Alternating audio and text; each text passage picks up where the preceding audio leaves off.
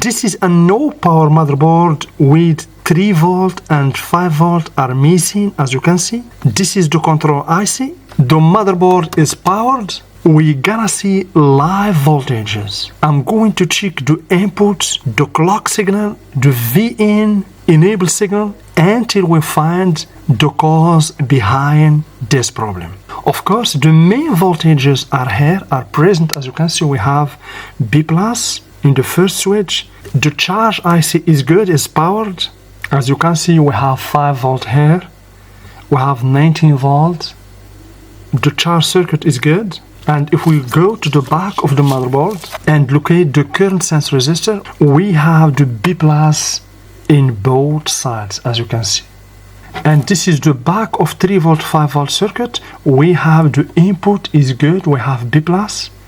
Also B plus is present in the higher MOSFET, in the drain of the higher MOSFET for 5 volt channel and also for 3.3 volt channel.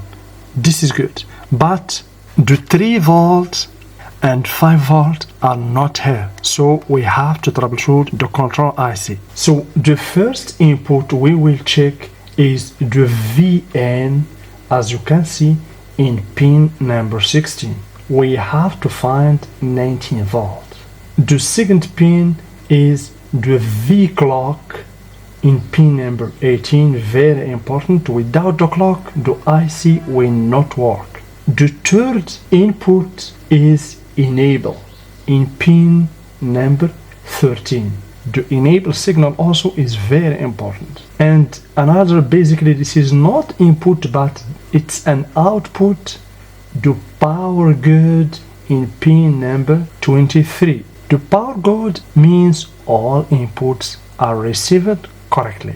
So if we find all these inputs, means the IC is failed 100%. But don't forget, we have also to check some component like this capacitor and this MOSFET, because these two components are connected to the ground. If one of them is shorted to the ground, means we have a short circuit. So to check these inputs, we select the DC volt, as you can see here in the multimeter. So for beginner, the black probe in the ground, we have ground everywhere in the motherboard, as you can see.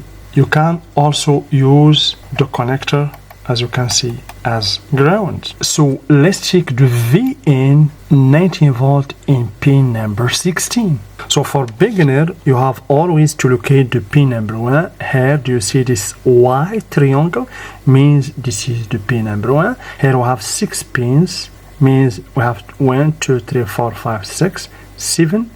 Here we have 12. 13, as you can see here we have 13, so 14, 15, 16. So the pin number 16 is connected to this capacitor, because always the VN connected to a filtering capacitor. So we can just check this capacitor here. We have to find 19 volt.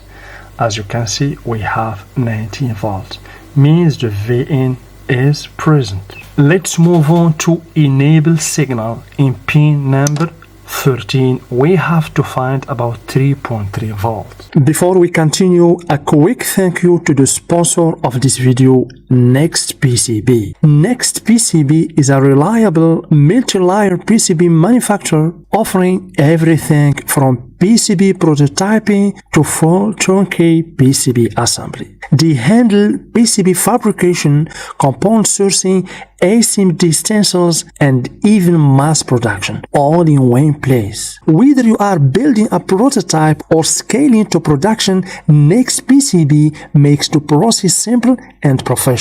Check them out using the link below. So let's check here. We have 13 in the side. So let me check this pin.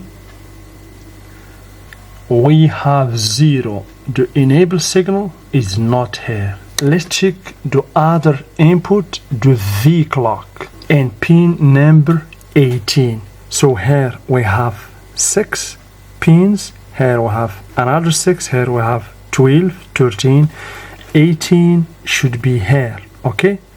In this side, let's check the last pin here. We have 0, the clock signal is not present. So of course we will not find power good, because if just one input is missing, we will not find the power good. Let's confirm. Let me check the power good in pin number 23. So 6, 12, 18, we have here 24. Okay, 24, so 23 should be this one. We have 0 volt. The power good is not here. Of course, the power good will not be present because we have 2 inputs are missing. So the IC about 90% is not the failed component. This is the component that generates the enable signal and the clock signal to this IC, because the Super I/O control these 2 ICs, the charge circuit and the 3 volt 5 volt circuit. This is the main IC that controls the power in the motherboard. So these 2 inputs are missing, means we have the problem here. We have to check the serviceability of this IC. How? Also by looking for the pin that generate enable and the clock, and check whether we have a resistor or a capacitor in its part or not. It could be a resistor, a failed resistor, open resistor. It could be a shorted capacitor. That is the cause. Anyway, we gotta check the serviceability of this Super I/O. But let's also confirm these components: the MOSFET, the 2 lower MOSFET that is connected to the ground, and also 2 capacitors that are connected to the ground, and check if it is shorted or not. If it is not shorted, means we have to check this one, the serviceability of this IC. Let's do it. Okay, first we have to move on the multimeter selector to the continuity mode. Okay, here we have the resistor mode. Let's select the continuity. We have continuity mode because we gotta check the short circuit. And of course, don't forget to remove the adapter. So we have the back of the 3 volt 5 volt circuit. We have the first MOSFET, lower MOSFET for 3 volt channel. Let's check if it is shorted or not between drain and source. Okay, it's not shorted. We get a reading. It's not shorted. We can even select the diode mode and check the drop voltage. So as you can see, we get 0.2, about 0.2 drop voltage. Let's check this one also here. No continuity, no shorts. Okay, means the 2 MOSFETs are good. So what about the 2 capacitors? So this one here and this one here. Also let's check if it is shorted or not. The first one, good one. The second one, no short, means this is the Super I/O could be the cause of this failure.